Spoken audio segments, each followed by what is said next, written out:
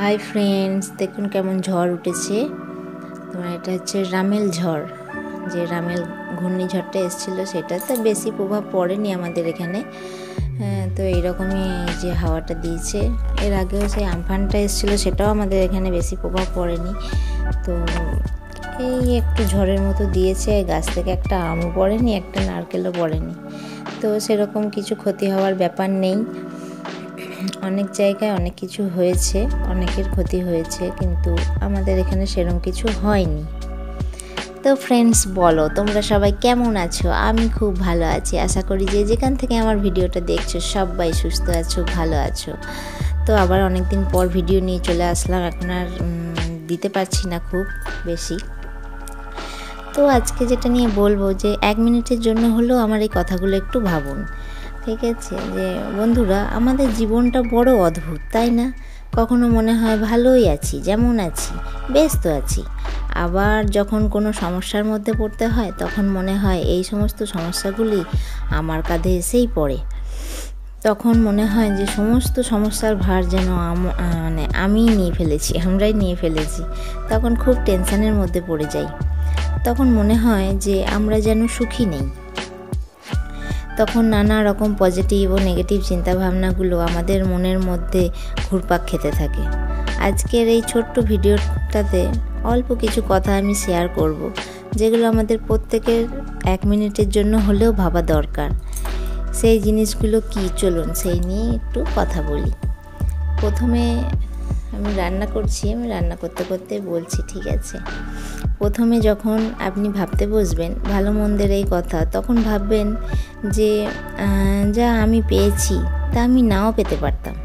অনেকেই আছে যারা খুব কষ্টের মধ্যে চলছে, অনেকেই আছে অর্থনৈতিকভাবে কষ্টের মধ্যে দিয়ে চলেছে, অনেকেই আছে যারা মানসিকভাবে কষ্টের মধ্যে দিয়ে আছে, অনেকেই আছে যারা শারীরিক কষ্টের মধ্যে আছে। তো আপনি যদি নিজেকে তুলনাই করতে চান, তাহলে এই সমস্ত দিকগুলোর সাথে তুলনা করবেন। যে মানুষগুলো আপনার থেকে খারাপ পরিস্থিতি বা খারাপ সময়ের মধ্যে রয়েছে, তার থেকে তো আপনি ভালো রয়েছেন। সেক্ষেত্রে তো আপনি লাকি যে আপনি ভালো আছেন। ভালো থাকার জন্য এটাই যথেষ্ট।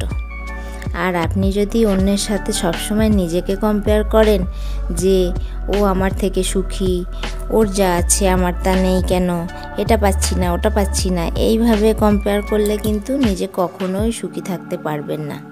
তাই নিজের যা আছে ততটুকু নিয়েই সন্তুষ্ট থাকুন। দেখুন, আমাদের চাওয়া পাওয়া তো আছেই, ওটা তো লেগেই থাকবে। চাওয়া পাওয়ার তো কোনো শেষ নেই, কিন্তু আমাদের মধ্যে যতই থাকুক না কেন, আমরা কিন্তু তাতে স্যাটিসফাই হই না। মনে হয় যেন আর একটু কিছু থাকলে ভালো হতো, আর একটু কিছু হলে বেটার হতো। তো যতটুকু ভগবান দিয়েছে ততটুকু নিয়েই সন্তুষ্ট থাকুন। নিজের চাহিদাটা কম করুন, তাহলে সব বিষয়ে সন্তুষ্ট থাকবেন। আমাকে একজন দাদা বলেছেন যে সুন্দর বাড়িঘর থাকলে তো এমনিতেই খুশি থাকা যায়। তো ব্যাপারটা কিন্তু সেটা নয়। খুশি থাকার জন্য শুধুমাত্র ভালো বাড়িঘর বা ভালো চাকরি বাকরি এই সমস্ত জিনিস কোনো ম্যাটার করে না। ভালো থাকার জন্য যেটা দরকার সেটা হলো ভালো চিন্তা ভাবনা। আপনি যদি মানুষকে হেল্প করেন, ভালো চিন্তা ভাবনার মধ্যে নিজেকে যুক্ত রাখেন, তাহলেই আপনি ভালো থাকতে পারবেন।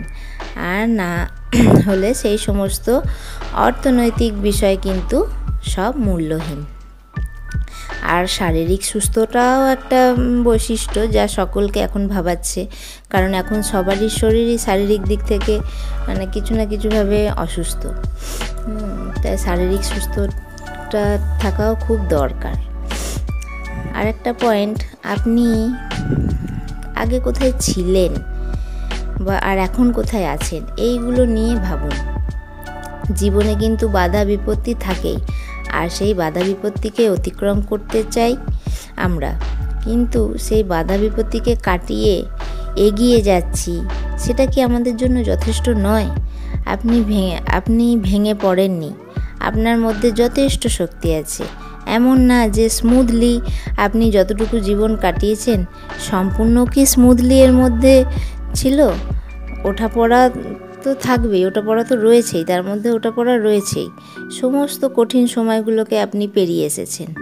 নিজের অতীতটাকে এবং নিজের বর্তমানটাকে কম্পেয়ার করে দেখবেন তখন মনে হবে আপনি যথেষ্ট স্ট্রং। সমস্ত কঠিন সময়গুলোকে আপনি পার করে এগিয়ে চলেছেন। নিজের মূল্যটা বুঝতে শিখতে হবে। নিজের মূল্য আপনি যখন বুঝতে পারবেন, তখন আপনার মধ্যে আরও কনফিডেন্স গ্রো করবে, আরও কঠিন পরিস্থিতিকে সামলানোর সাহস আমাদের মধ্যে আসবে। আমি পারবো, এই প্রমিসটাই কিন্তু নিজের সঙ্গে নিজেকে করতে হবে। বর্তমান যুগে এত স্মুথলি জীবন চলে না, ওঠাপড়া থাকেই, প্রত্যেকের জীবনে ওঠাপড়া থাকে। তো এই কনফিডেন্সটা রাখতে হবে যে আমি পারবো। তো এই যে আজকে একটু ঠান্ডা ঠান্ডা ছিল বলে মাংসের ঝোল ভাত করে দিলাম। আর এই টেবিলটা দেখুন, টেবিলটা কে বলবে ডাইনিং টেবিল, এখানে খাওয়া দাওয়া হয়। সত্যি করে এই টেবিলে খাওয়া দাওয়া আমরা করি না, আমরা নিচেই বসি, নিচে বসেই খাওয়া দাওয়া করি। তো টেবিলটার এই জন্য এই অবস্থা। মেয়ে যত পারবে খেলনা এনে ভরে দেবে। তো আজকে ভাবছি এই টেবিলটা একটু পরিষ্কার করে দেবো। তো যেটা বলছিলাম, এই ইচ্ছে শক্তিটা কিন্তু মনের মধ্যে থাকতে হবে যে আমি পারবো। আর শুধু ইচ্ছা শক্তিটা থাকলেও হবে না, তার জন্য আপনাকে প্রচুর পরিশ্রম করতে হবে। পেনটা দেখুন কত বড় ছিল না, পেনটা মেলা থেকে কিনেছিলাম। এত বড় পেন আমি দেখিনি কোনো দিনও। তো পেনটা মেলা থেকে কিনেছিলাম। তো যেটা বলছিলাম, এই মানে ইচ্ছা শক্তিটা যে আমি পারবো, এই ইচ্ছা শক্তিটা থাকলে কিন্তু তার জন্য আপনাকে প্রচুর পরিশ্রমও করতে হবে। শুধু ইচ্ছাটা মনের মধ্যে থাকলে হবে না।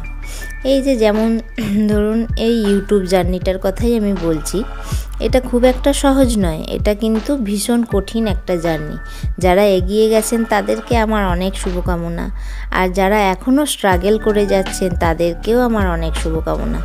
আপনাদের মধ্যে যেন আরও এই সাহসটা থাকে যে না, আমি স্ট্রাগল করব এবং এগিয়ে যাব। কখনোই হতাশ হয়ে যাবেন না, কারণ আমিও এখনও স্ট্রাগল করছি আর নিজের লক্ষ্যে পৌঁছাবার চেষ্টা করছি। তো সেই জন্য আমিও করছি, আমিও আপনাদেরকে সেটাই বলবো যে আপনারাও করুন স্ট্রাগল, ঠিক একদিন নিজের লক্ষ্যে পৌঁছে যাবেন। এই জিনিসটা আমি সবসময় বলতে থাকি, কারণ আমি এই জিনিসটা আমি নিজেও সবসময় ফলো করি। স্ট্রাগল না করলে কিছু হয় না। ওই যে কথায় আছে না যে কষ্ট করো তবে তো কেষ্ট মিলবে, কথাটা কিন্তু একদম ঠিক। তো আমার হয়ে গেল টেবিল গুছানো। এই যে টেবিলটায় আর কিচ্ছু নাই। আর সন্ধেবেলায় একটু বিকালে বেরোই, তো তখন একটু ফুচকা এনে খেলাম সবাই মিলে আনন্দ করে। পাড়াতে, এটা আমাদের পাড়াতে, সবাই মিলে ফুচকা খাচ্ছিলাম। অনেক দিন পর খাওয়া হলো। এখন এত গরম পড়েছে, আগে খুবই পিকনিক করতাম সবাই মিলে, কিন্তু এবছর এত গরম পড়েছে যে কিছুই করা হচ্ছে না। তো এই ছোটোখাটো একটু পিকনিক করলাম, ভালোই আনন্দ হলো। আজকের দিনটা ভালোই কাটলো। বন্ধুরা, এতক্ষণ আমার সাথে থাকার জন্য অসংখ্য ধন্যবাদ।